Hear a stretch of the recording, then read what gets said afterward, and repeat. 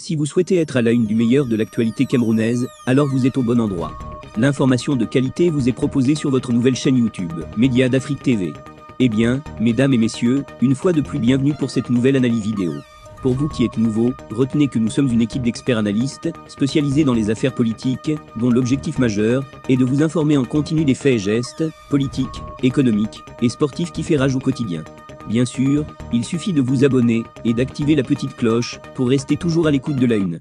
À noter aussi que vos commentaires sont toujours les bienvenus. L'homme politique camerounais Saint-Eloi Bidoum propose une analyse des différents mouvements politiques dans notre pays, particulièrement les Ngongwast. Lire ici son texte.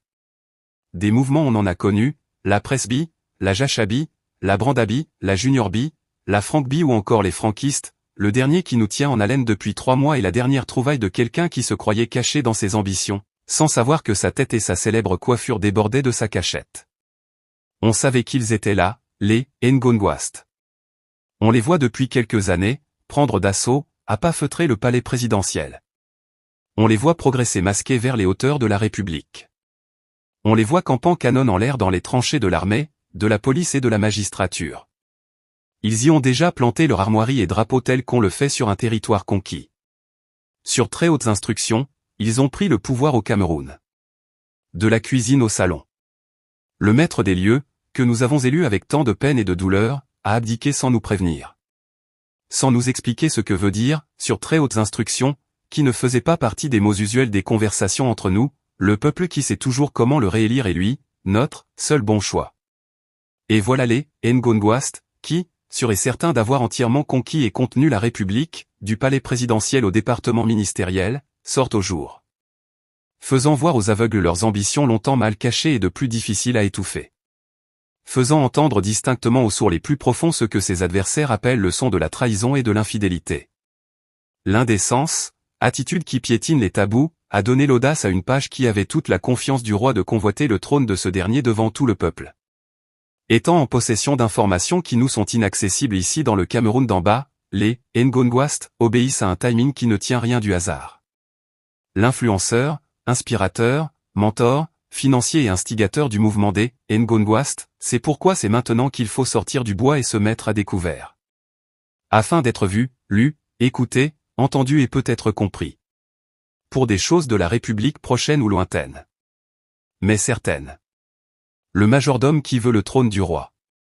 Un membre important du mouvement franquiste a défini le mouvement des Ngongwast en ces termes, c'est quand un majordome veut devenir maître du palais.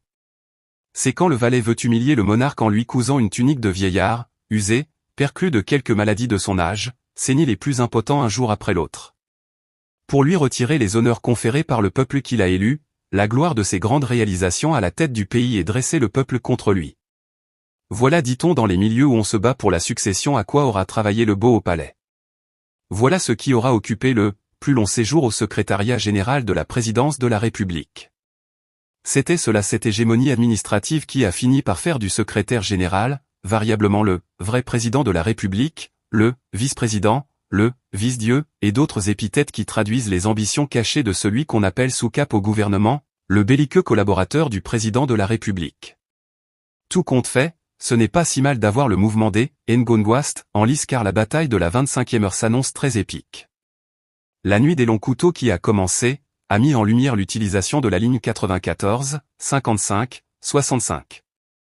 Nous serons également édifiés sur les appartements de luxe new-yorkais qui font du chahut sur les réseaux sociaux.